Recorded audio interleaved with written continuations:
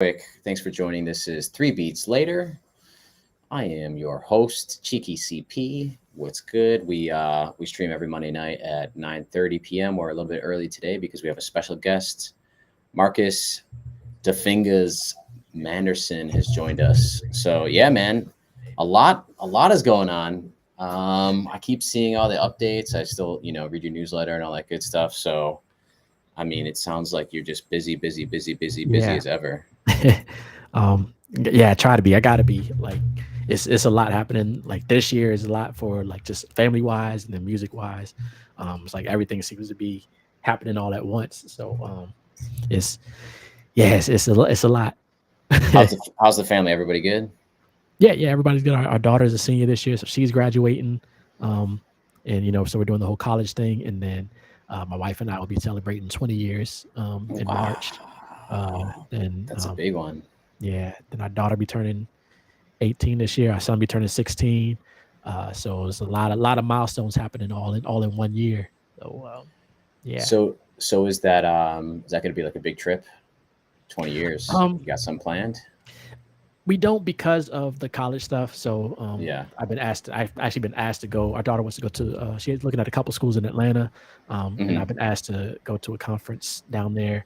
Um, and at the end of March, our anniversary is March 3rd, and then our son's birthday is March 4th, so it's like back to back. We'll have 20 years, and then he'll be 16 the day after. So we just got a lot happening all at once. I don't think vacation in March because we got NAMM coming up, and then I've been Yeah. asked to go to a bunch of conferences this year. I don't know if I'm gonna make it to all of them, but Yeah. there's a couple more out in LA. There's one in Nashville. There's one in Atlanta in March. So I'm gonna try to do as many as I can, but uh, trying to balance that with like traveling and then also the college, tours and just life. But Yeah. yeah, um, I hear that, so man. no official trip planned as of right now. Yeah. Maybe you guys could do something later in the year. Yeah. Um, let's dig into what's going on around the corner. The NAMM show is January 25th in Anaheim, California. Yes, sir. So I know last year was a pretty big year because you were able to put together a pretty big panel at the show talking about sync. So let's just kind of start there. What can you just give us like a recap of what happened last year at the show? Because that was kind of like I think your first panel you put together at NAMM. So Yeah. let's start there. Tell Yeah, us about yeah, that. definitely jump into that. I actually have another even before NAMM this weekend. I'm speaking at another conference. It'd be fully virtual, um, Okay. called Sync Music Success. So that one you can actually check out. I have a lot of people that have been asking they can't go to NAMM.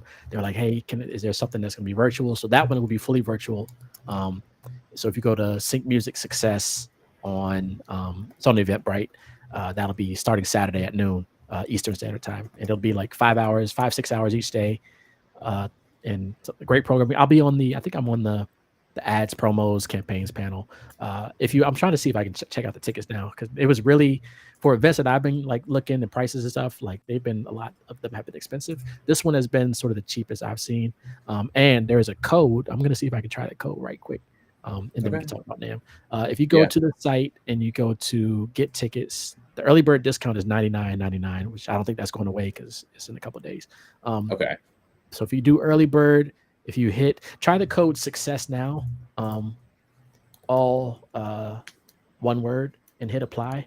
I think that'll be like a 20%, 10% discount. Oh, it's still up. Okay, so yeah, if you're watching this, Let's go. act ASAP. I don't know if that's gonna ever go away, but 75. It says January 18th, so it might keep that price, but I don't know. But $75, Yeah. and then you can scroll down and see or you might have to go back to the main page. You can see the agenda. They have someone talking about um, the legal side, different genres Hmm. of sync, um, and yeah, if you scroll down there, yeah, right there, the agenda. You can see what it's all going to be about. So definitely check that out. Film and trailers, that one I definitely want to tap into. Shout out to Brent Daniels and Gildy. Um, so that'll even be before NAM. So that is going to be a good lead in for me into NAM. And even some people that are going to NAM are also going to this. So they'll get like to start the year off right with all this sync knowledge and can hopefully execute on some of it, start getting those placements. So that'll be this weekend. Uh, Coming that's right around the corner from like That's dope. yeah, So it goes from here. Let's go check it out. So we got and that's this Saturday, right? this Saturday. Saturday, Yeah, January 20th. Yeah. So yeah, so wake up, have a nice breakfast, get your coffee, go do some chores, log on at noon. They're gonna have a 30-minute intro. Then you jump right into it, and you're talking about TV, film, and trailers. Marcus is gonna be on this one. You're gonna be on talking about this one or no? No, so I'll be Okay. on. I think I might be moderating one of them. Okay. But I know I'm on the panel, the ads one, which I think might be the last day, the last Okay. panel, the last day. Okay. And then shout out Excalibur Zero. He's talking on the 1:30 panel. Yeah, Excalibur Zero and Daraj were actually on the NAMM panel last year, so shout out to them. Okay. And who else? Jay Nolan, who was on the Artist Empowerment, he was on the NAMM panel last year. Who else is on there? Brian Z, he's a dope guy. Eric Campbell is on the NAMM panel this year. Oh, nice. So shout out to Eric Campbell. Control Camp. Wendy and London are also on the NAMM panel this year. So a lot of it is going to be some crossover, but they're going to be talking about women in sync here at Sync Music Success. Okay. And then I'm really interested in the legal, John Shield. I've been trying to connect with him about getting some legal things settled, situated. So I've heard some great things about him. But yeah, it's going to be dope. So definitely tap in. LaMarcus Miller, I believe, is a music supervisor. JS, aka The Best, is a sync creator in the sync space. So yeah, definitely tap in. You see there's going to be a Latin, and then there I am with ads and promos, which is there you go. Perfect timing. Awesome. Who's in the show? And you're going to be kind of like moderating this panel, or is it kind of like a back and forth discussion between you and Kevin? That's a good question. I have questions, so probably moderating, but I'm happy to share insights. And from my perspective of the ad stuff, I'm literally working on like ads right now. And I really like doing that because it's not as intense as the trailer stuff. It's not like a full song. Usually ads are less than like 30 seconds, sometimes 15 seconds.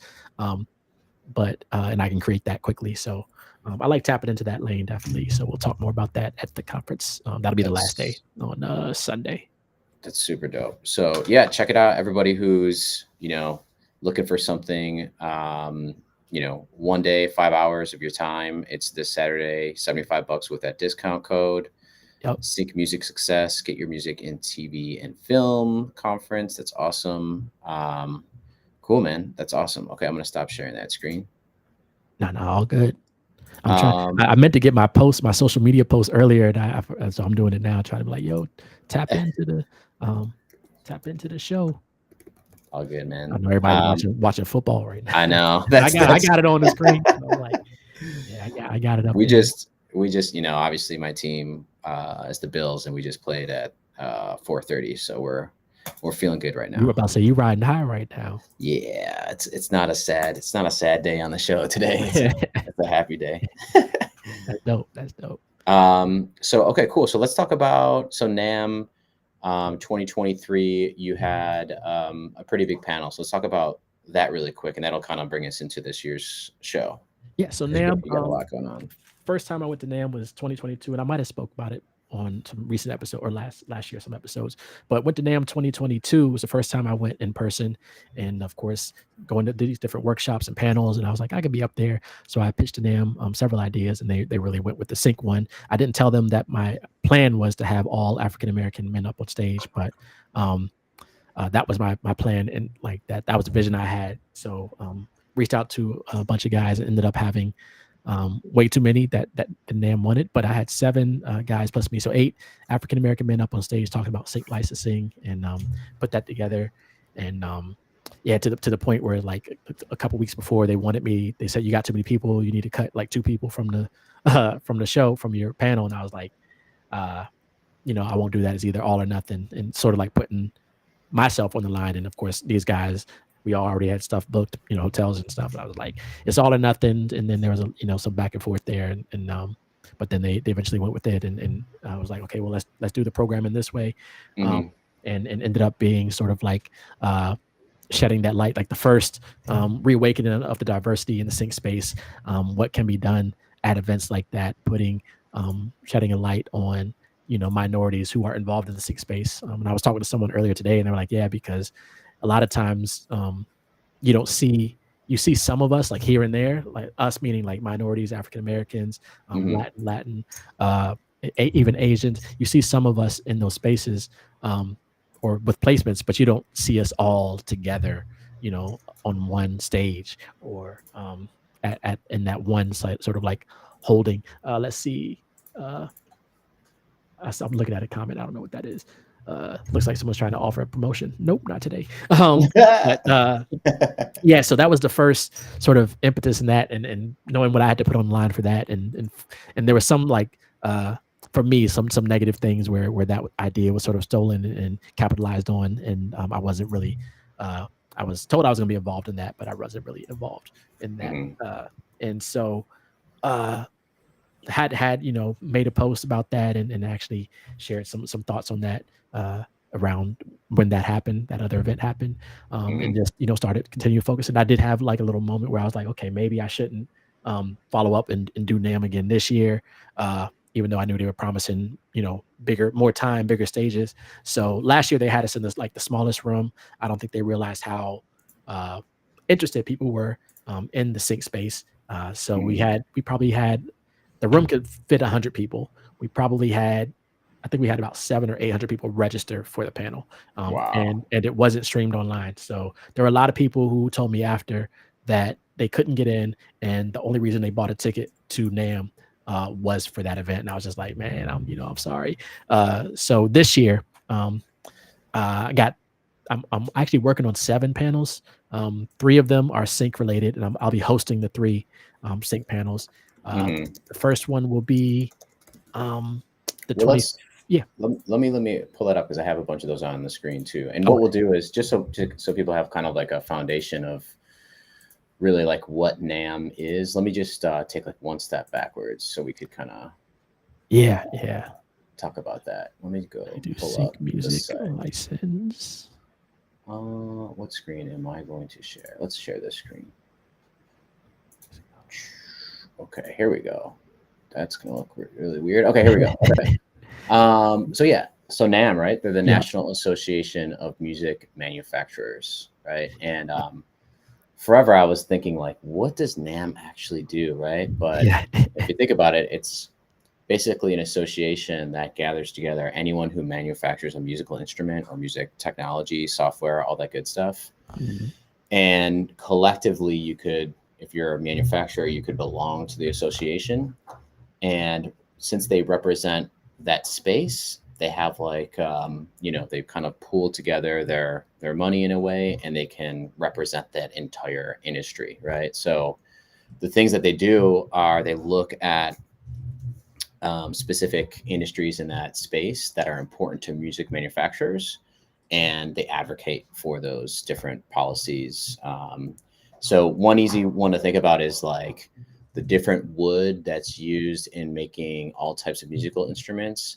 There's like all of these rules on what you could import and export. So if you actually manufacture guitars and you have to pay a specific like tariff on importing wood from Brazil or something like that, that could hurt your bottom line as a manufacturer, right? So NAMM kind of comes together. They find out like all the areas that they have like a common mission, and they advocate, right? They're going to go on Capitol Hill. They're going to try to talk to people in Congress and try to say, hey, look, this is what we believe should happen. This would help out our industry, right? So that is one of the things that that they kind of have up on their website, right? The different laws with regards to like traveling with an instrument if you have that type of wood in your instrument, and all the different things about like policy related to the import and export of specific woods. So it's really interesting. If you go on the NAMM.org website, you can kind of look at all of their different policies on their issue and advocacy page, and you can see what they care about, right? Marketplace fairness, right?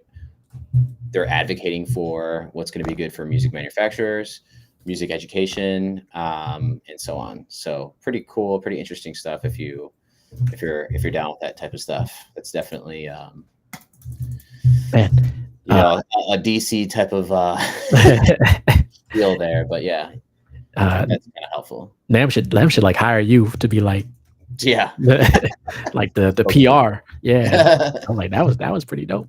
But So, yeah, so but that's it's funny just because growing up, like all of my musician friends, like they'll go to the show and like you always think like, what the heck do they do? mhm. It's a place where everyone goes to the NAMM show to see all the cool new gadgets and toys, essentially all the new cool software and technology.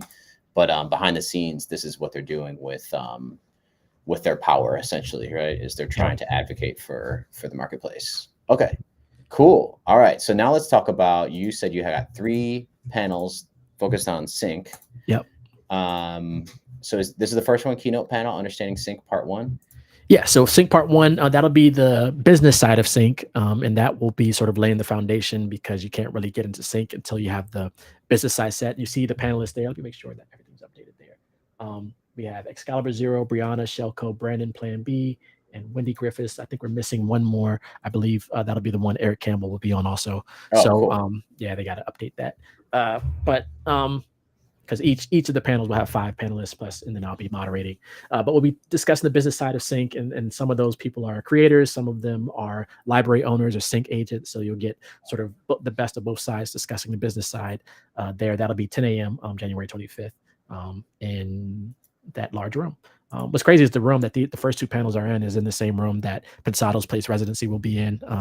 And like just coming full circle, I remember like watching Posado's Place, like going to work every day and like binge watching those episodes. And I bet them, at the past couple of NAMMs, and they're great. Dave and Herb, they're incredible people.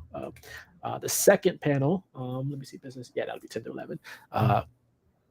The second panel will be the creative side. So basically discussing song structure, how to make sure your material is ready to submit. So once you got the business down, now it's like, okay, how do I organize my songs and get those ready for sending to libraries or opportunities. So that'll be that. That will have Willard will not be on that panel. He's not supposed to be a panelist. He's supposed to be like a +1, like a guest for someone. But London, Elixir, Amira Gad, Vo Williams, Jared Alua, and Kiara, incredible people. All creators in their own right. And some of them, like Vo Williams, like just look up his stuff. He does a lot of cinematic hip hop stuff. Amira Gad is really well connected in the sync space. London Elixir is also like a DJ. Jared was a panelist from last year, and Kiara does a lot in the education space, teaching people about sync licensing. So these are people that are actually doing the work in the sync space. So proud to bring them to the stage for the creative side of sync. And then the final panel, yeah. Is it Secrets to Success? Is that this one? Yeah. So that's the final panel. That'll be the next day, the 26th at 2 p.m. And that will be featuring sync agents, music libraries, and music supervisors. So we have Winty Morris representing Morrison Young, Farnell Newton, who works at Marmoset, Gregory Eclipse Covington. I always call him Eclipse. He has his own library. His library got 2,000 placements last year. And he just started his library last year. So that's insane. Wow. Yeah. So glad to bring him to the stage. Livy is a Full Sail alum, fellow Full Sail alum. Actually, some other panelists are some Full Sail alum also. But Livy, I connected with her through just reaching out to the Full Sail network, realized that she's a music supervisor who was an alum for Full Sail, so tapped into the network to get her involved. And then Philippe, I gotta still figure out, I gotta remember how to say his name. Philippe. He is Issa Rae's music supervisor. So proud to have him on the panel as well, and for him to accept that calling. So it's going to be pretty dope programming there. And that one is not streamed. So the other panels are streamed. So this one, you have to be in the room to catch these gems, otherwise you'll miss it. Yeah, so it'll be what it'll be. And this one is a smaller room than the other rooms also. So show up early. If you have a ticket to NAMM, show up early, get in line, do what you need to do to be in that room, and learn what you need to do and learn what you need to learn to make those connections with these people. Because a lot of them are starting to work on projects for the year, and you definitely want to link up with them. Wow.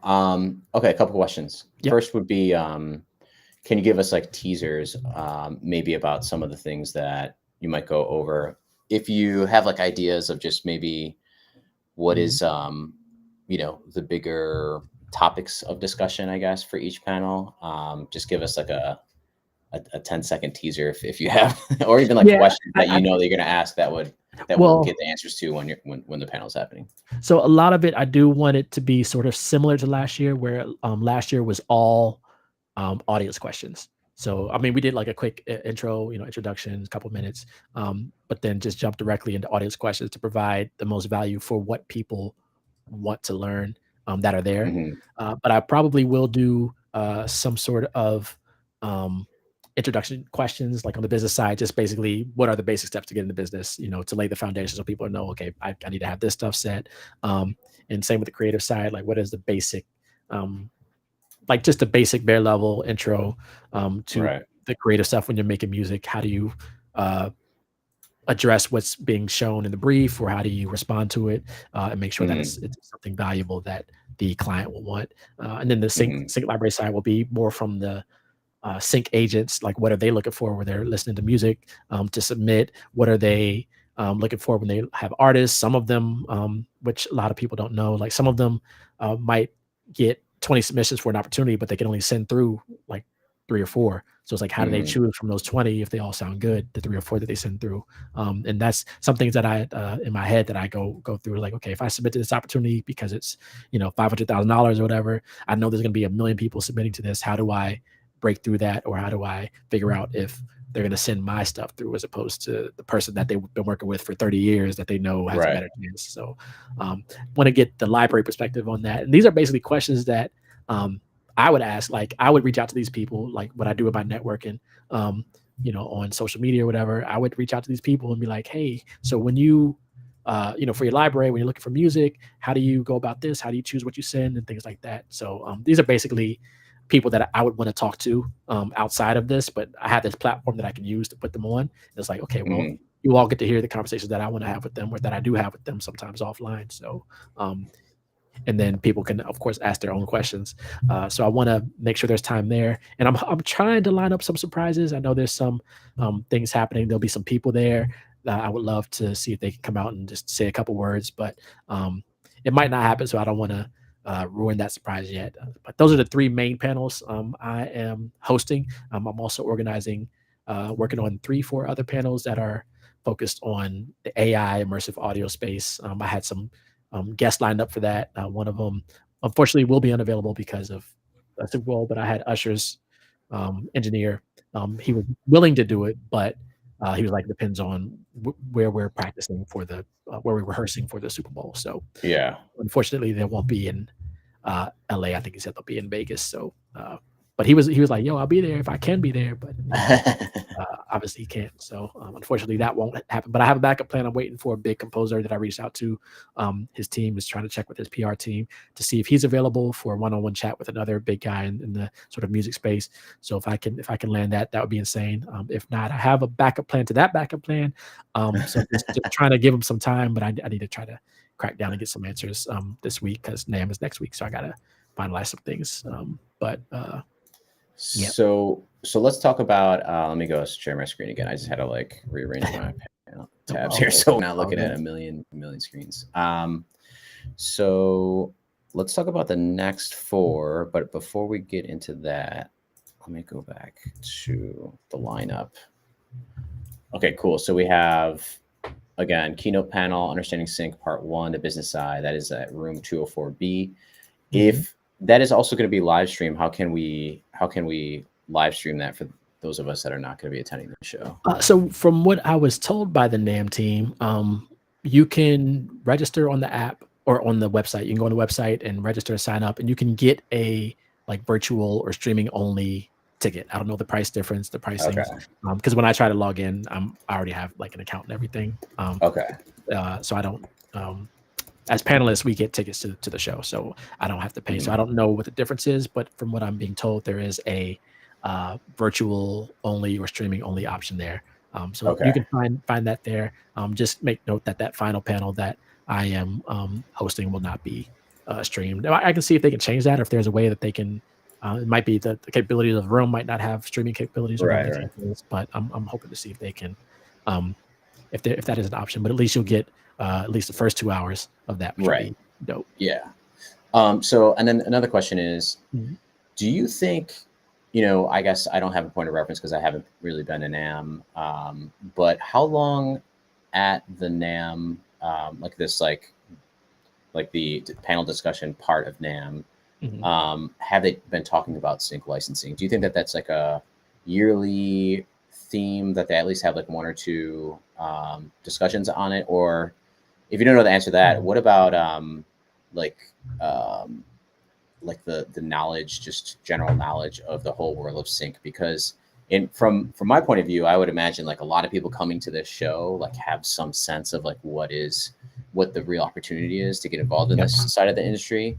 But you mentioned like 700, 800 people registered last year. Yeah. So it seems like there's still like a large amount of people and musicians who are in this space that just are kind of outside looking in. You know what I mean? They don't really know a lot Yeah. about the full potential of the.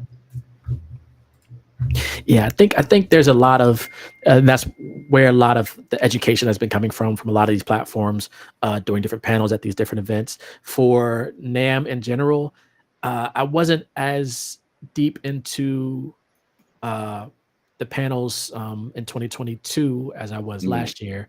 So I Right. don't know what the sync programming for 2022 was. I know last year there was probably maybe 3 panels on sync licensing. And I know this year there's let's see, I have 3. There's at least 6, maybe 7. Yeah. So I know there's at least 1 a day. I have 2 in one day. So yeah, I think there's more interest in it. There's uh, I think they saw from the amount of people that registered for um, the one that I hosted last year, there was a lot Yeah. of people who wanted to be there in person to learn and not virtual. So Yeah. I Because think they've did well with putting us in larger spaces and more time and investing those resources into those conversations. so, and that's kind of like, even like reading the description of one of the sessions, it says like in the, increasingly competitive sync space, right? Do you think that that's like just a general theme that more people are getting involved? It is becoming somewhat competitive at all, or is that more just kind of like marketing lingo to get people interested to come to learn? You know what I mean? Probably both, because I think for the descriptions of the panels, I wrote the descriptions, so Okay. it's probably a little bit of both. It is competitive depending on what angle you're going after. Like, it's definitely Okay. competitive on like the trailer side. I think the higher fee opportunities are competitive. Like the right now, you're getting a lot of Super Bowl. I've seen a couple Super Bowl briefs come in the last few weeks, and I'll probably see Yeah. more after the sports the teams are finalized. So I'm Right. sure there's gonna be some competition there. But there's just a lot of, especially on the sports end, you can tap into a lot of opportunities. So yes, it's competitive because people want Super Bowl ads because that looks great on the resume, and depending on Right. it could be a great budget. But after that, you have a lot of other things happening. So it helps to look at what's going on. Of course, we also have the Australian Open, what's going on right now. You have it's a if you want to get into making music for politics, it's a political year, it's an election Yep. year. If you want to get into um, continue the sports thing, this is a Olympic year. So you always Yeah. there's always ways for music, and then of course there's always going to be television. Even if there's strikes going on, you can tap into more of the reality shows. There's always going to be games being made, video games. So yes, it's competitive, but there's so much opportunities. So I think a lot of it is people not knowing where to look for those opportunities and going to events like this, either virtual like Sick Music Success, or online like or in person like NAMM. You get to get these gems and learn. Maybe you'll hear something in one of these panels or on one of these virtual events where it's like, oh, I didn't even know that was a thing. And Right. now it's like, oh, they look more into it. You got to do your research if you're a music creator, make sure it aligns with whatever goals you have. But after that, Yeah. dive in and go for it and see what happens. Let's talk about the next 4. So those are 3 of the panels that you had just highlighted. All talking about sync. What are the other panels I could search from right here and just kind of pull them up if you have the titles? Yeah, if you search look for the words creative combination, 2 separate words.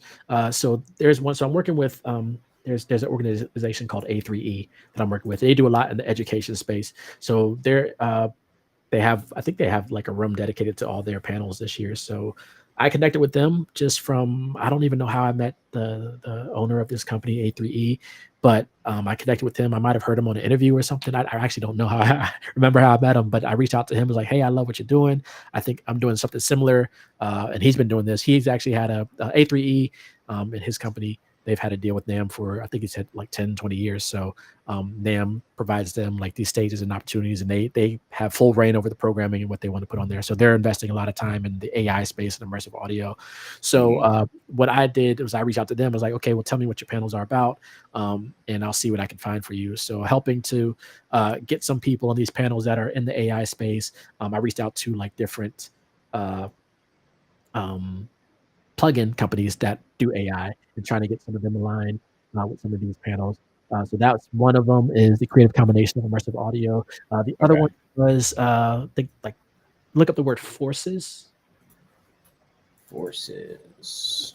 Hopefully it's the only one that has the word forces. Forces of integration. Yeah. So I really like his titles. Yeah, that's another one. So you can see that.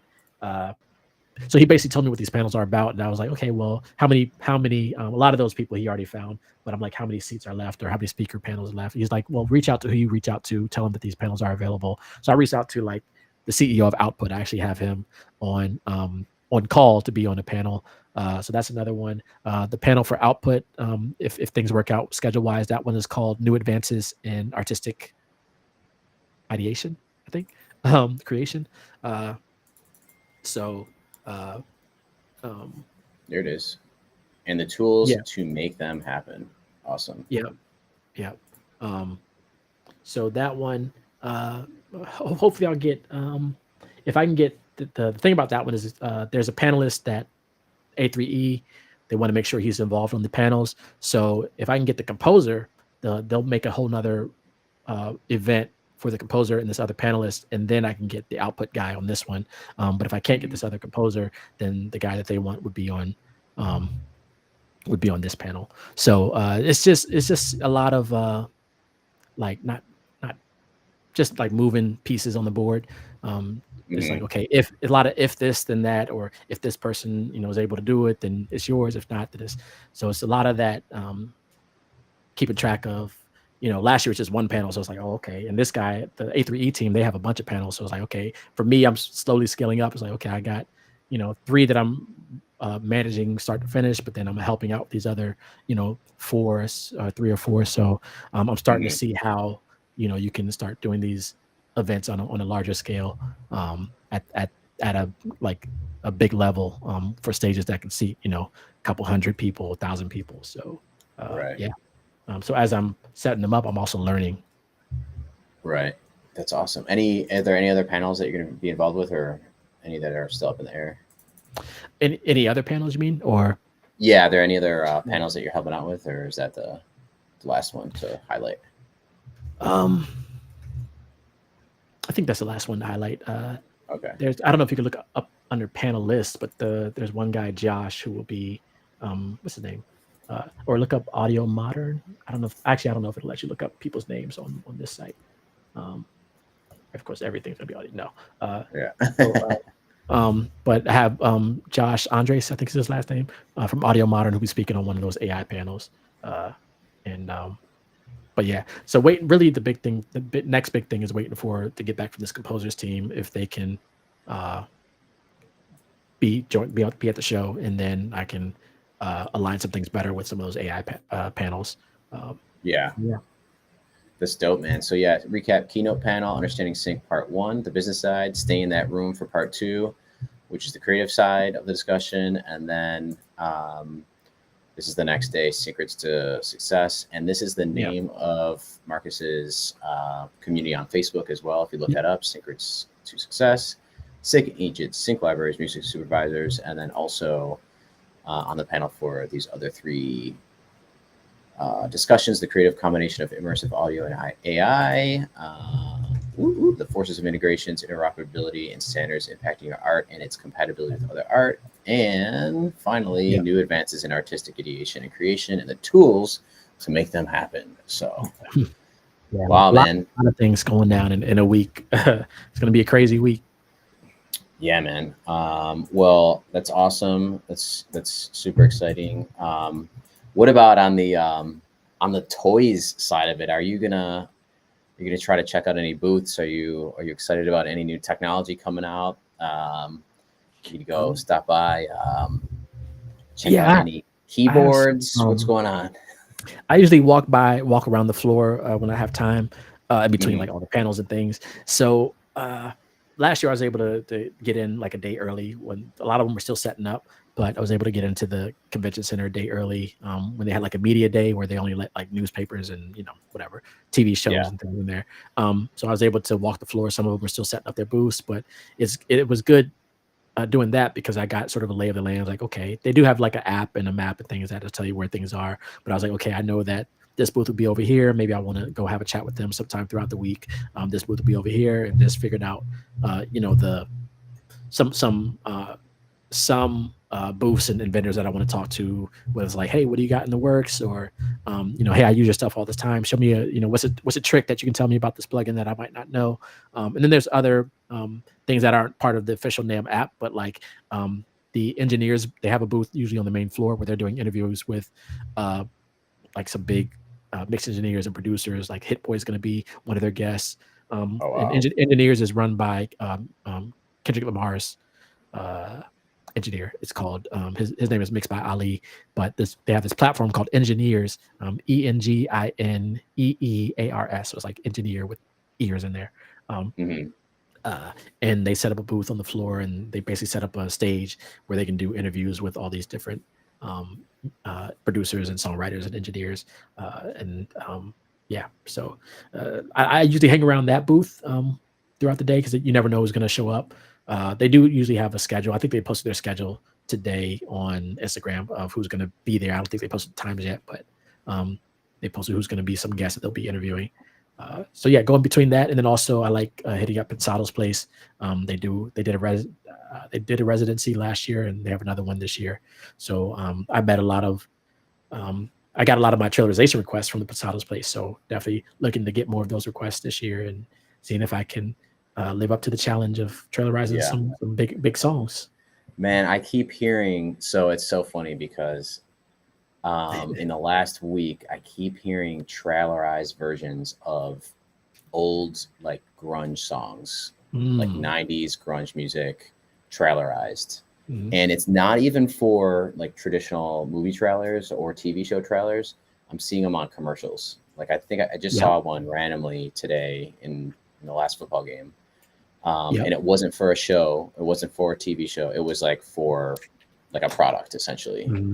And I was just thinking, like every time like I hear one, I'm like, oh man, I gotta make a suggestion to DaFingaz. 90s grunge trailerized version of your favorite 90s grunge song. That's a challenge to you.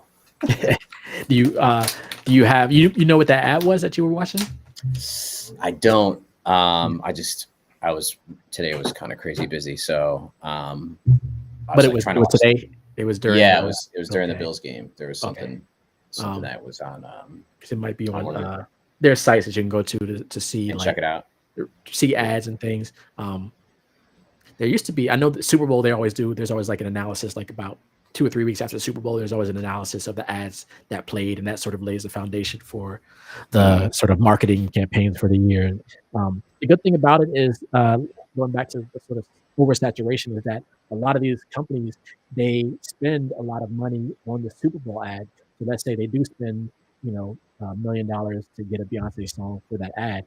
They still have a whole year to go through. So it's like, okay, they spent a lot of their budget on there. So now they can, you as a creator, you can try those $5,000, $10,000 placements because they spent a lot of their budget on that big ad for the the biggest event in the world, but they still have to advertise their stuff to get sales throughout the year. So now you can tap into the smaller budgets, the non-Beyonce budget. Right. Well, just side note, that's my challenge to you. Actually, trailerize a 90s grunge song, but a non-Nirvana song, because I feel like I don't know why that's like everyone's gut reaction is to like I'm gonna do some famous Nirvana song. Do it like an obscure 90s grunge trailerization when you have time, of course. But if you got a specific request, let me know. Yeah, and then some of them, depending on what it is, like obviously I did the Usher one recently. Because this is going to be Usher's year. Well, he's been shutting down Vegas for the last 3 years, but then I want to do another Usher one, but sometimes I get briefs. Like the Eminem one was actually a brief for, they wanted that song trailerized for a trailer. So sometimes I get requests for specific songs from libraries that I work with, like, hey, can you trailerize this thing? And then hopefully it lands. So I've gotten some interesting ones. Like I got a Bon Jovi one when we were on vacation for my wife's birthday last month. And I was able to do that while on vacation without like a keyboard. I had my laptop, but I didn't have a keyboard, so a lot of it took me longer because I was like pointing and clicking and using the keyboard, the computer keyboard, to try to play in notes. But it was able to get something done for that. Yeah.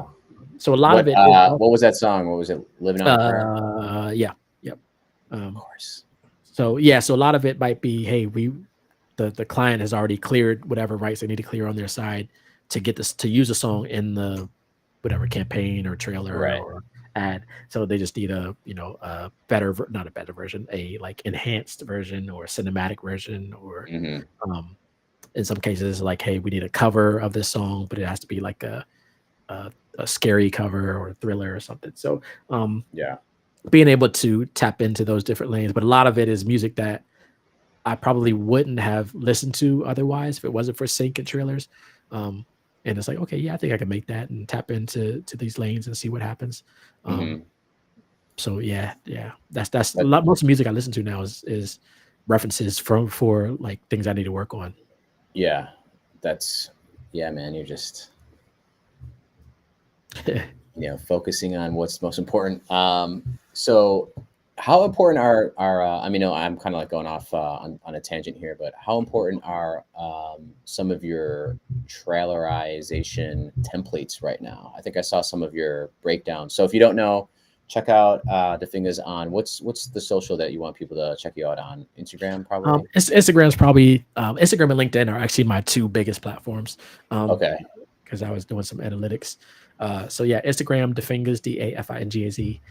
LinkedIn, I guess you can type in DaFingaz on LinkedIn, or maybe my government, like Marcus Manderson. Those two are sort of the biggest. I do post to Facebook, but not really a lot of. I do get some opportunities through Facebook, but it's more like family stuff. I post like everything on Facebook. It's on music on LinkedIn and Instagram. So I have a funny kind of comment also, but the question was, how important are your templates? Because I know that you put a lot of time in building the templates for traileraization. Is that like just mandatory? Are you ever kind of like building something from scratch, or do you have like a couple go-to templates that are just? Yeah. So what's interesting is when I started getting into trailers, I spent like way too much time building templates. Not too much time, but I built like so many templates. I have templates for like music production, but then and I'm mentioning this because I use your labs template when I want to kind of just like try something different. But keep going. Yeah, and actually, man, I forgot I had that. So I gotta bring that over. I gotta bring that over to my site because someone the other day just asked for templates for Logic. I stopped using them because I had a template and it exploded to like, not exploded, but I ended up having like 300-400 tracks in the template, and which my computer can handle. But I would start working on the track, and by the time I was finished with it, I probably only used like maybe 50, 100 of the tracks, and I'm like taking all this time deleting them and everything. It was like, man, I didn't even use half the sounds or like most of the sounds in the template. So now I do. I don't use as many Logic templates. I usually start from scratch. Okay. If I'm working on like an album for a library, then what I would do is I would start from scratch for the first track, create that track, and then copy that Logic session, and that would be the template, and then change the sounds or whatever. But it'd be like all sort of sounds cohesive. So I would use that as a reference. But I do have track templates, so I can go into Logic and I can click, brass, and it'll load up my favorite brass sounds, or I have like a strings long, strings short. I have like a percussion template that I like, or a track template. So it's not necessarily session templates, but I have different track layouts templates that I can just one click, it'll load up all the sounds that I want to use for that particular sound, and then I'm good to go. And that's kind of like kind of like a nerdy thing that I like to ask, because it's Yeah. like, it's totally, to me, it is like probably the number one time saver if you can Mhm. get to your sounds that you like the quickest. And like, even from like a content standpoint, when you're thinking about content to make, like just even like the walking through of like, okay, I'm going to build a brass section or sound, build it out, save it as your track. Mm. I think that's what, because I don't even know the way that you might define that is if you save the sounds and you name them in Logic or whatever. Where does that save? I forgot what that's even called, like a track template. Just called a Or track template. I think it saves it. I know it saves it on the left side of Logic. So like if you have a With your track, own library, right?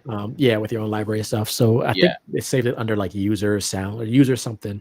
I don't know the Okay. exact User name. presets. User presets. Okay. Yeah. Yeah, that's the word. I'm like fumbling around as I can't even say the word preset. But yeah, like that would be like dope content. And coming from you too, I would definitely like learn a lot just like watching a DaFingaz session, create some presets, and then load those into your library, because I feel like a lot of producers just kind of look past that.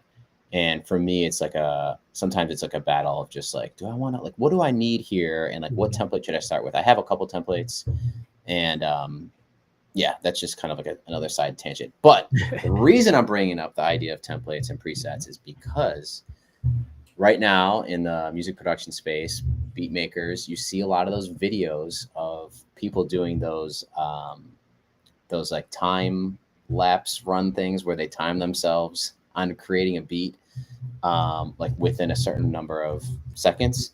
I don't know if have you seen any of these at all? Like a Um, time run. Like I did. What is the one that everyone's doing? It's like a speed beat speed making, run. speed Speed run. run. Yeah. Yeah, yeah, yeah. I've So seen yeah, some of those on like like, the Soldier Boy beat. Like people yeah, are yeah, I've trying to seen that like, one like on either Twitch, and they were using like FL Studio and they did it like yeah, 30 seconds. I was like, yeah, exactly. You need um, to do a trailerization speed run. So that's what pull up someone, your template, pull up your yeah. presets, and make one. How fast? Like how fast? Because I can. So with trailer music, it usually takes the big composers. It takes them like days and sometimes Right, weeks to. So I'm trying to get to that point, but they know that everything they make is going to get placed on some like big campaign. right. So I'm at the. I can get something decent done in like 3-4 hours. Yeah, Sometimes if I'm like really really super focused, maybe 2 hours. But I don't know if that's not exactly a that's not speed run. It is fast compared to someone who doesn't like know, but it's not exactly a speed run. Um, right. but From a just humor standpoint, I'm thinking of like how hilarious it would be if you if you pulled something up, even if you just like you worked on something you knew, the beat already. You just like laid it out quickly and then put it out there for the world to see. Like, I did it. Dun, yeah, dun, yeah. dun, dun, dun. I did the Terminator 2 Mhm. soundtrack in 25 seconds. Okay, enough Yeah, yeah. I'd be like, music wait, nerd what? stuff. Yeah, yeah. But someone did mention the other day to me, I think it was on one of the platforms, Threads, maybe.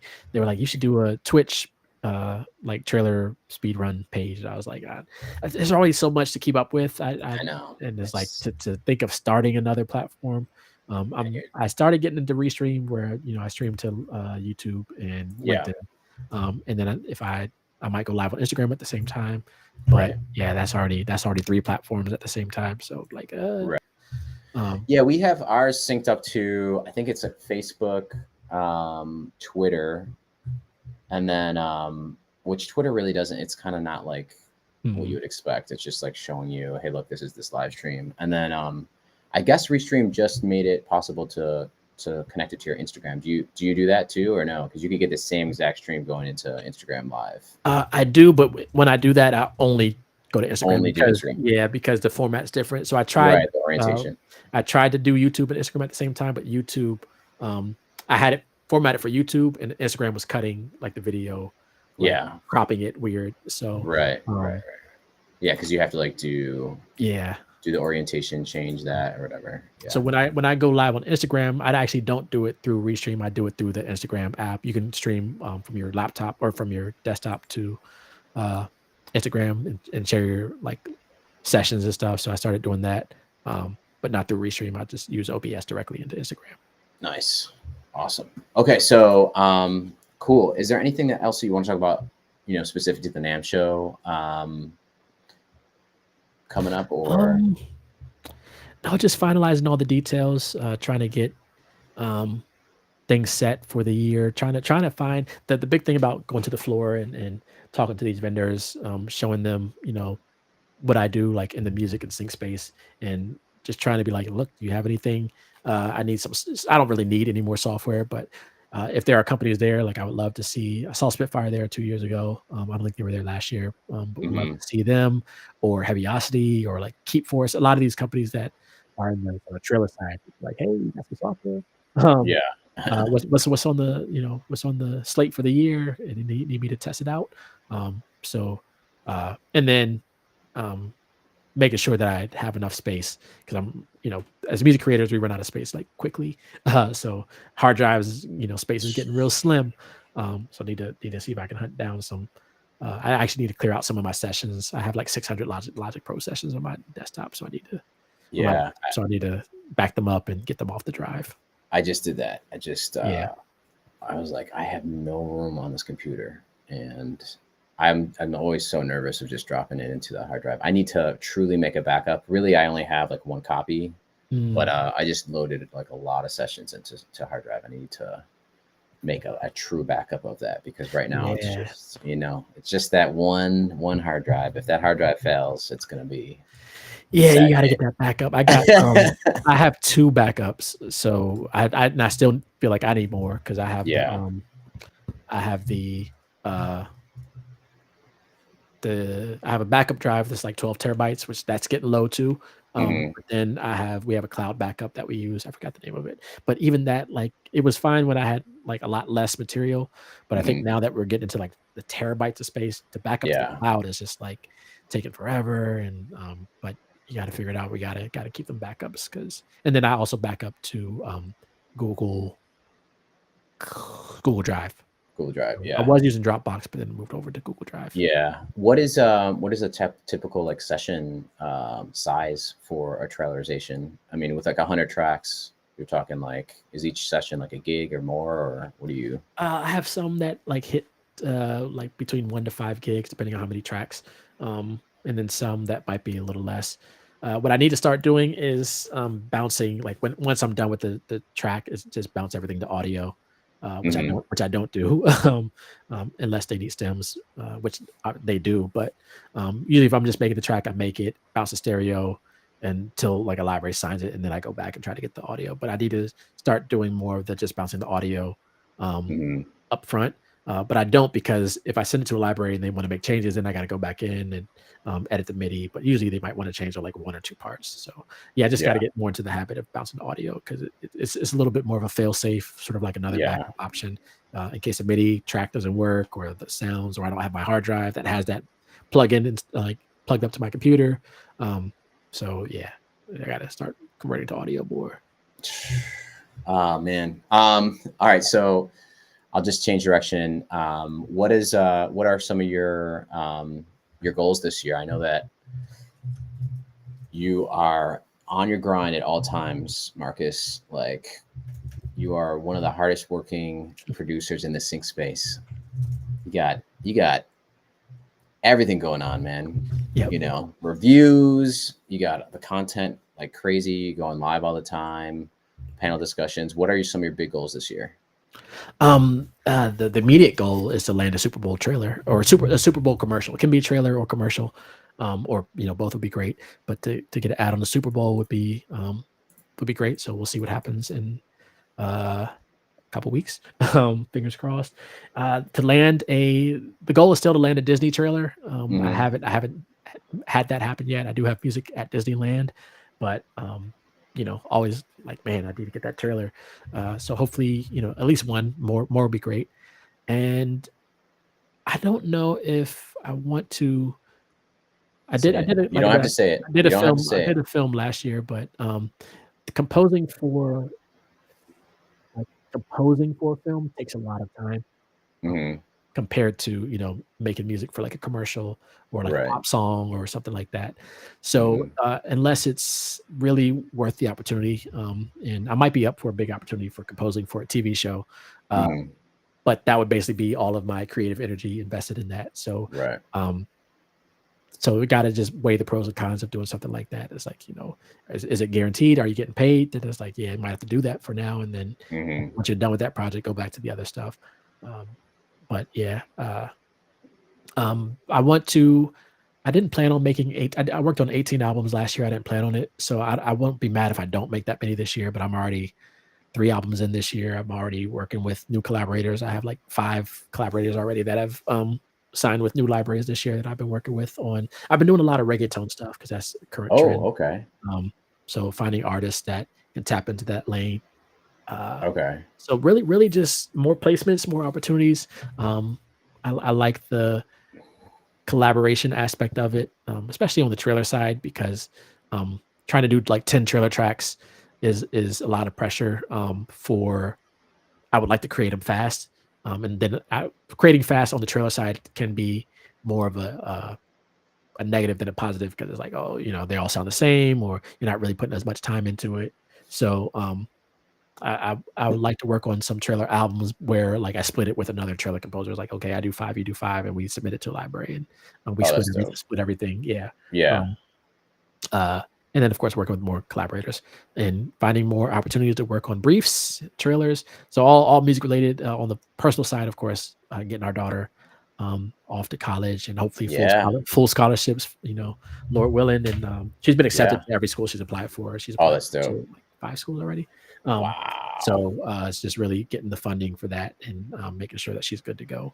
Is Um, there any music angle there with your daughter? Is she into She music is or into going through? creative writing. She has written songs. Actually, I recorded some songs here. I've actually posted some on my page that she's written. She's a Drew Hill fan, so she's a old school like soul, not Yeah. old school, but she gets a lot of her music uh, from my wife. You know, we're both Yeah. music. My wife's like putting her musical legacy onto our daughter.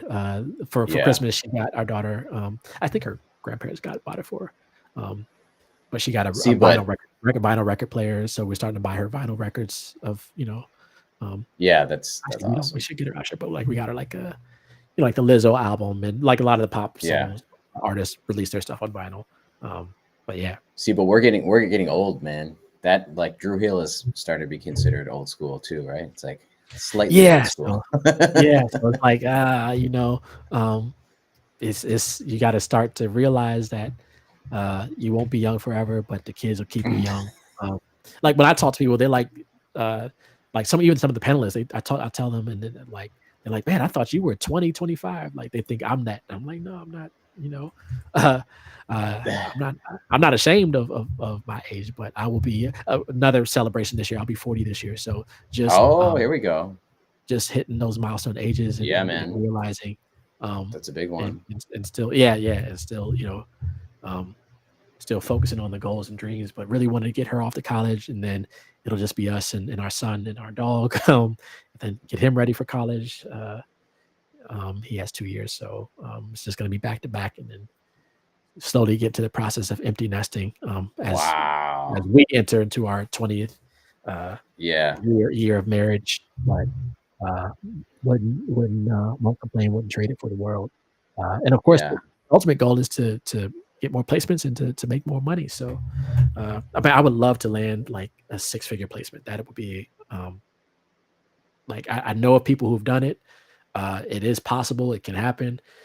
So trying to find those right opportunities, those right libraries, Hmm. those brands that, you know, can just spend money like that. And I hear stories all the time. Oh, this brand spent $1 million on this campaign and they never did anything with it. So, and you get to keep the song and you can pitch it. It's like, man, that's insane. Like, Yeah. so yeah. Holy man. Um, yeah, man. So just talking about the potential empty nester phase of your life, you'd start building out a bigger studio. Like, just start like go into your kids' rooms with like a tape measure. Just start taking Not measurements. measure Like, it. Like while they're in there, it's like like, yeah. What are you doing? Nothing. measure it. Nothing. Yeah, yeah. I have actually I like my room because it is like a music room. And I need to clean this out. That might be a goal this year. But really, I would love to like one of those placements would be enough where we could look into. My wife wants to move to LA. I don't think that's going to be in the cards Hmm. anytime. Just LA is expensive. Um, Yeah. but we could consider some other areas if it's in the. But it has to be because I work full time also, so it has to be enough where I wouldn't have to work full time at least in the corporate space, and I could focus on music full time while ensuring Hmm. that we're getting enough income from the music side. So yeah, laying those foundations on the sync stuff, on the trailer stuff, putting those Yeah. that music out there, seeing what happens, yeah, you never know. Yeah, man. Well, that's amazing. Thank you for the update. I'm just gonna say good luck. A, good luck at NAMM. Actually, good luck this Saturday. Yeah, thank With you. the first panel discussion on Saturday. That's pretty dope. Virtual event. Also, good luck at NAMM. Hope that goes well. I hope all the panel discussions are smooth and you have large attendance. And then, yeah, big goals this year, man. So good luck with all your goals. And obviously, it's always great having you come through to the show. So you're always welcome to stop by, give us an update, all that stuff. I challenge you. This is a beat making podcast, so I challenge you to trailerize a '90s grunge song at some point throughout this year. Okay. Just because I keep hearing it on TV, I'm like, man, that has to be. You probably missed the window for those briefs, but still, it sounds like it might be like a Yeah, it's trend. probably going to be a trend. Traillerization in general is a trend, so it will disappear at some point. But whether that's a year from now, a month from now, who knows? Uh, but the thing about it is, I get briefs all the time for. I would say at least once a week for to trailerize a custom song. So I wouldn't be surprised if I might already have some in the catalog. I have like 50 trailerizations already in my catalog that are pitchable and that I do Yeah, pitch. And then yeah. there's a library that signs like they want to sign all of them, and I'm like, I gotta keep some for myself so I can pitch to other opportunities. Um, but it's when I get those briefs, I like listen to the song. I was like, okay, do I hear something where I can take it into a cinematic direction?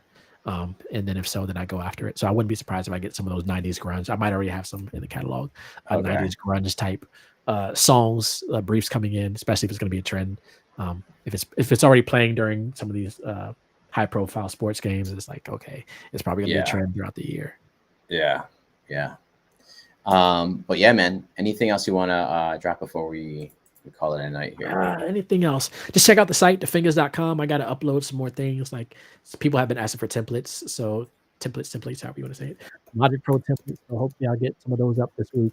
I just uploaded a webinar, networking webinar that I hosted last month. Basically showing some insights into networking. There you go. Yeah. You go to Earth Tone is tuning in. What's up, Earth Tone?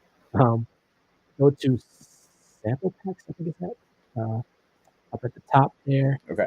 Um, and you can see it might take a second to load the networking There we webinars. That go. webinar is up there. You can also get some scripts for networking, and then I have sample pack. I gotta sort of organize them better, but for me, it's like let me just get it up on the site, and then I can figure out how to organize things and categorize them better. But Luxurious Keys is a royalty-free sort of Maybach Music type piano loops. Then I have Clap Friday, which is royalty-free clap loops.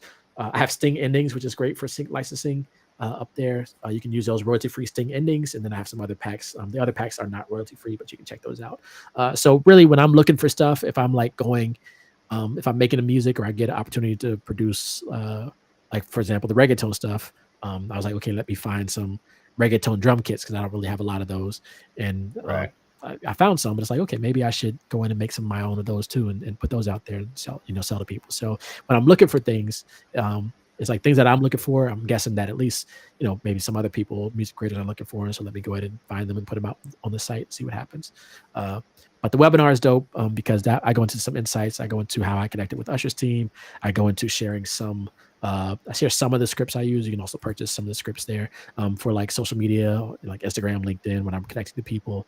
Hmm. A lot of those networking gems that, and I also go into more details in some of the NAMM stuff because this was around when I was putting all the panelists together for NAMM. So Yeah. just dive into the networking mind.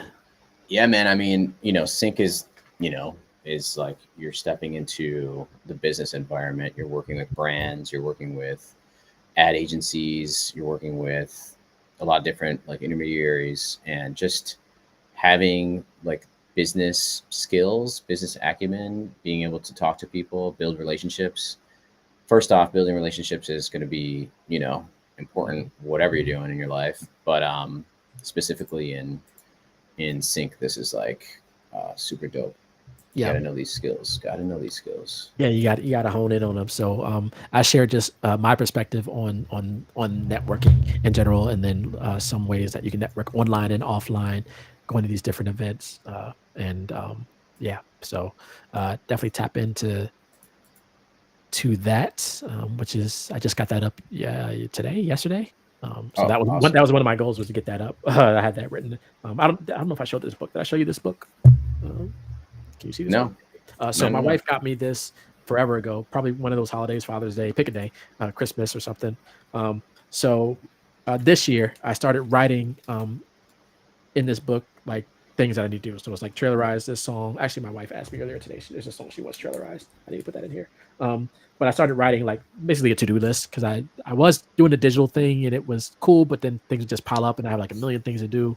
Um, so now I write them down and then I cross them off and I knock them out. Some things take like 10, 15 minutes. Like I got to call somebody. That'll be like a 10, 20-minute thing. But then I have like work on this album, which could be, a week or 2 weeks. So, but I have it all written down so I can like cross them out and be like, oh yeah, I can do that. Or I can just look at it as like, what do I feel like working on today?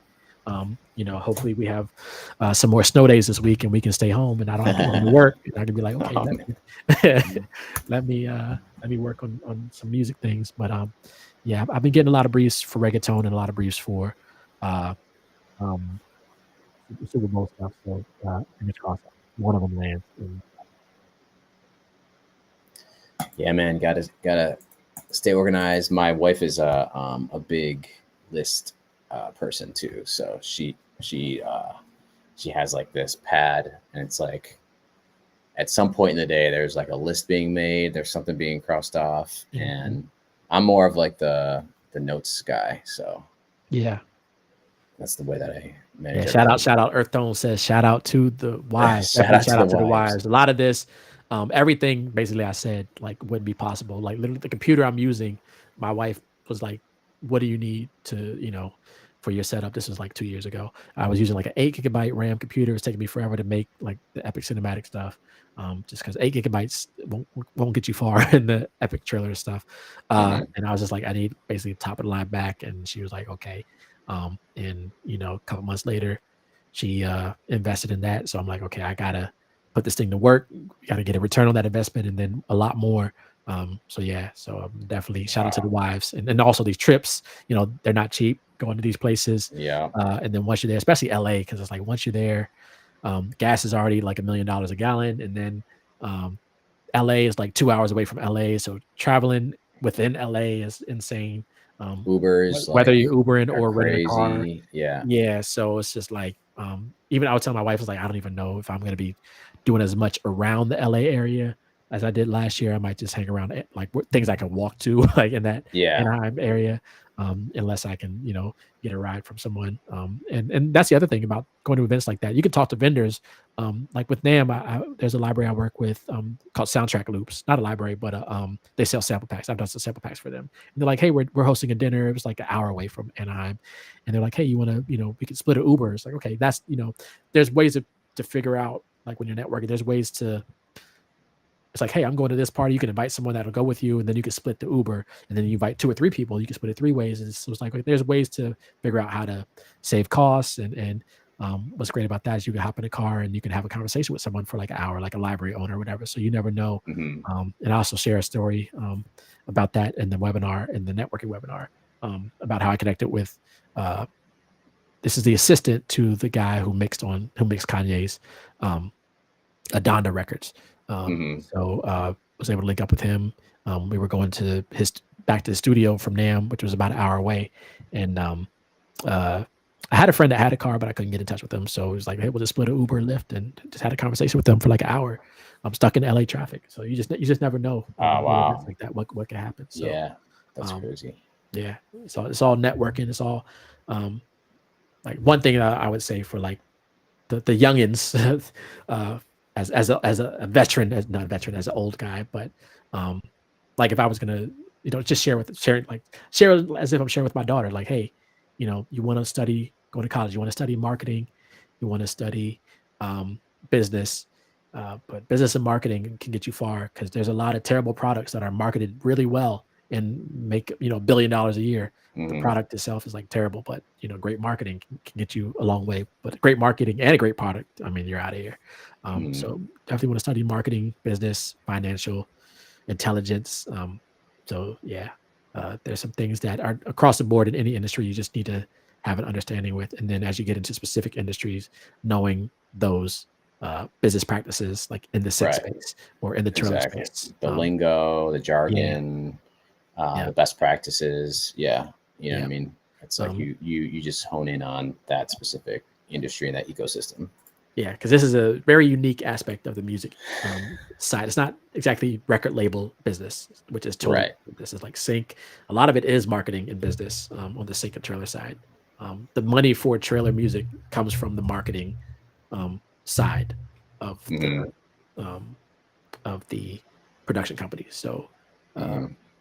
yeah, a lot of it is centered around marketing and business. So yeah, And that event on Saturday too, just having a legal person there speaking, that's pretty dope too. You got like yep, that panel session on Saturday. I think you yep. said there's like that one. John, his What's name up? is John Shield. The panel, the Sunday, the event is Sync Music Success. Sync Music Success. I'm trying to say it too fast. Sync Music Success. Again, we tried the code tonight. If you go to the Eventbrite, type in Sync Music Success. You use the code Success now. You can get it down to $75 Hmm. for over 10 hours of programming. So yeah, it's like 6 hours each day. I think 5 6 hours each day. The legal John Shield. Um, from what I've heard, like he's like a big um legal like music consultant in the legal space. So I actually want to have a meeting with him because I have some ideas that I want to see if they're protectable before I share them with the world and want to get them protected and Hmm. uh, some things in the music space. So um, but yeah, what's crazy about that is I knew of him because he was going to be part of this event, but then I was talking to another fellow alum from Full Sail, and he was like, "Yeah, I gotta." He was telling me about his lawyer, and it happened to be the same person. I was like, "I think this guy's speaking at the conference I'm speaking at." So, just when you start hearing the same names over and over from different Yeah. people, it's like, okay, maybe I should, have a chat with this person. I keep hearing his name. I keep hearing that they do great work and things like that. So, Right. um, yeah, so you want to tap in with people like that. That's dope. All right, man. This was really, really fun. First off, it's always great talking to you again. So Appreciate it. thanks for coming on board and thanks for giving us an update. I hope everybody checks out that event on Saturday. I hope if anyone's going to the NAMM show, definitely go to those sessions. And then, as always, follow DaFingaz online. That is DaFingaz.com, right? DaFingaz.com. DaFingaz.com is a website. There we Yeah, go. and I think all the social media is at the bottom of that site too. And stay tuned. I'll be uploading more stuff there. I got a bunch of requests for like cinematic drum libraries and Mhm. I'd so be I'd be down with that reggaeton drum kit because there's a lot of like tuned kicks and Mhm. like seemingly like tuned toms. Like you get that like doo, that real Yeah, like yeah, pitched, you yeah, know what I mean? Like I guess kicks. And I have a couple of those kits, but I'm always looking to expand. yeah. It's what's cool about those kits is like I think I found a decent kick, but I just use the same like drum sound, just tune them differently, like the same Yeah, kick yeah, there. Just I just tune them differently for the songs. Um, but yeah, once you get like a decent kick going, just affecting it differently on the different yeah. tracks, changing up the tempo a little bit, generally the same tempo. But then, yeah, I like tapping into that lane because it doesn't take me long to make, and it's basically like Latin pop. And then I have artists that can tap in on the Spanish, uh, Spanglish, Spanish type Yeah. sound. So yeah. I have about I'm trying to pull up like a little mini 5-track album of reggaeton. I have about Mm, 3 or 4 like good tasty beats. I'm probably gonna go like I think your Facebook group is great because like it's a great place to kind of get in front of mm. artists. So Yeah.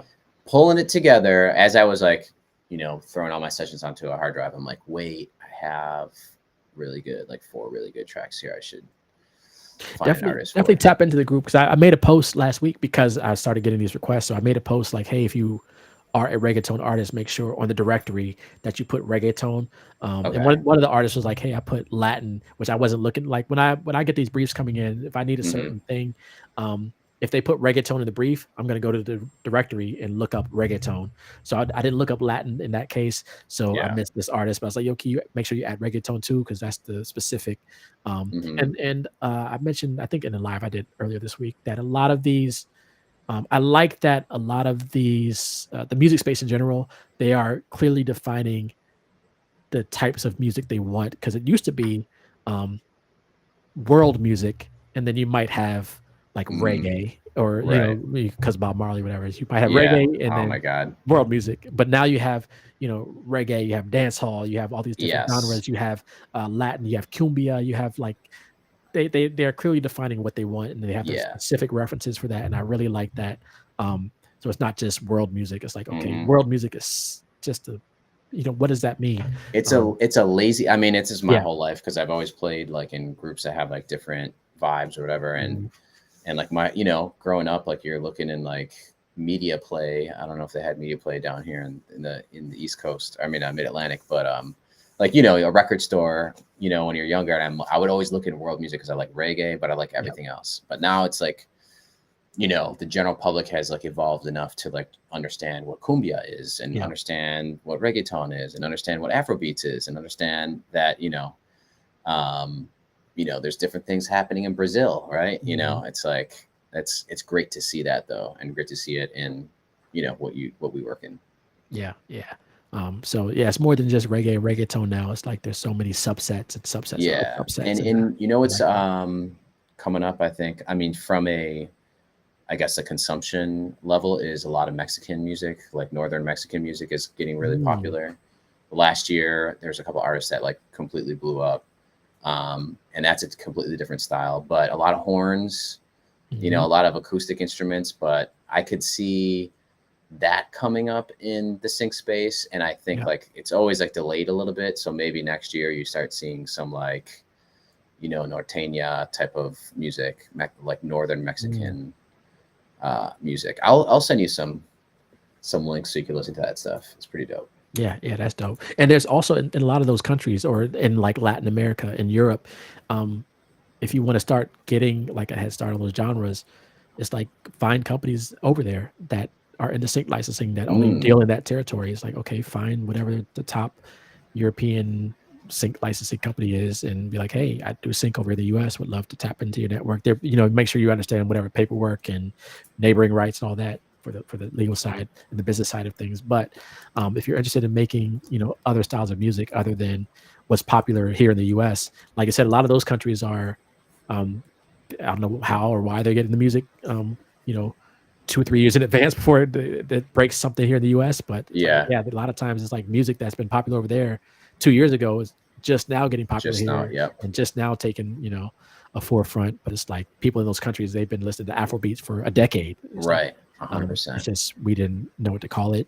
And now we're defining these things without calling it urban music or world music, right? Which, you know, so put it in world. That was everything I liked growing up. Like, put it in world music.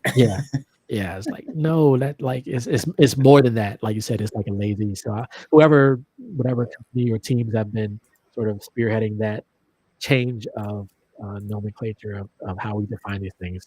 It's good. And then that way the kids that are coming up in these spaces, in the music space, they are now defining, you know, Afrobeats. They're hearing Afrobeats, reggaeton. They're going to these events. They're seeing Afrobeat panels. They're seeing panels specifically on certain types of music, which is great because you get this. Like I said, I'm all about sharing diversity, so you get to see that diversity in the music space.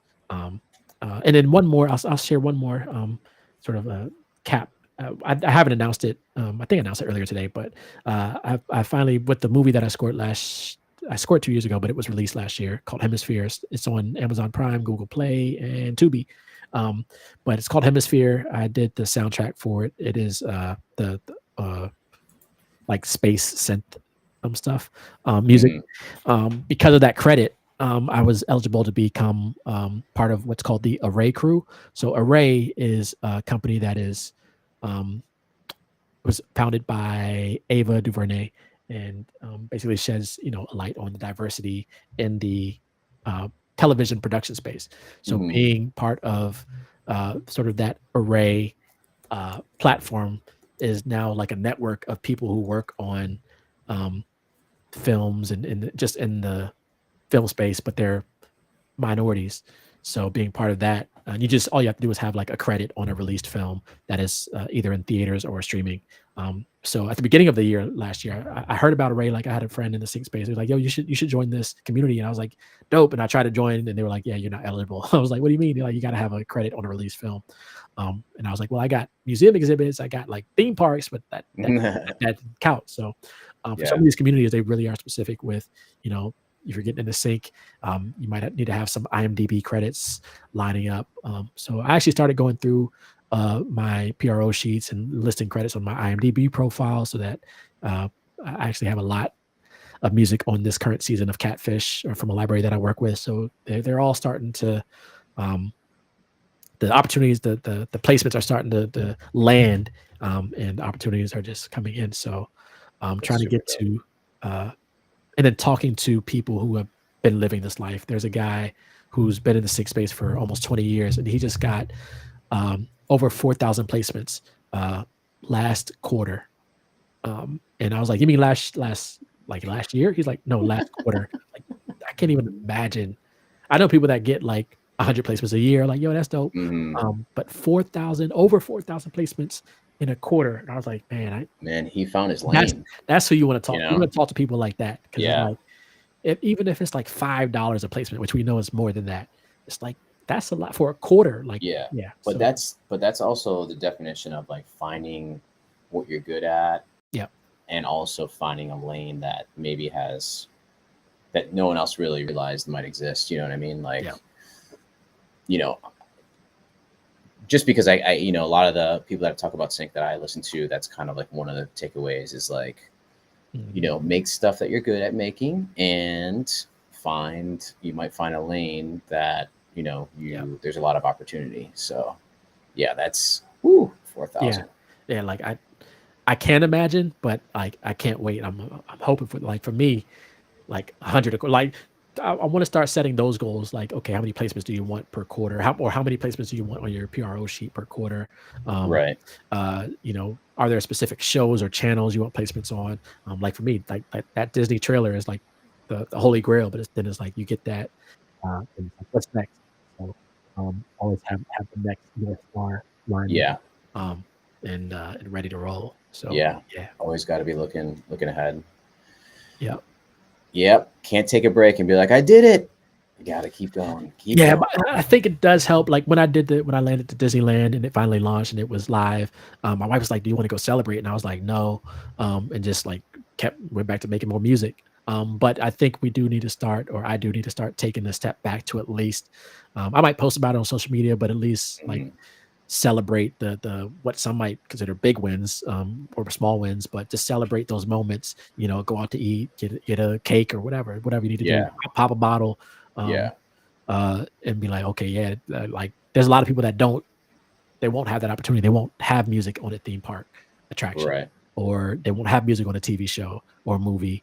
Right. So it's like, definitely celebrate it, and then at some point stop celebrating, because it will be impossible to celebrate 4,000 times in a quarter. But but at least starting out, it's like, okay, there's things happening. Celebrate at the end of the quarters. Yeah, there you go. 90 days every quarter. I mean, if you're making 6 figures off of sync, I guess you can celebrate every year with a trip or something. But that's going to be hopefully some soon goals for some soon accomplishments for all of us, is like getting those opportunities. And not necessarily all the big money ones, but sometimes it's like a great brand, a great opportunity that could lead to other things. Maybe you do work on a film with an up and coming director, and the next thing you know, they're working out a deal with Amazon to direct a $1 million film, and you get a piece of that budget or something like that. So you just never know what these stepping stones can lead to in the path. And so right now I'm just climbing up those steps. Keep climbing. Keep climbing. Stairmaster.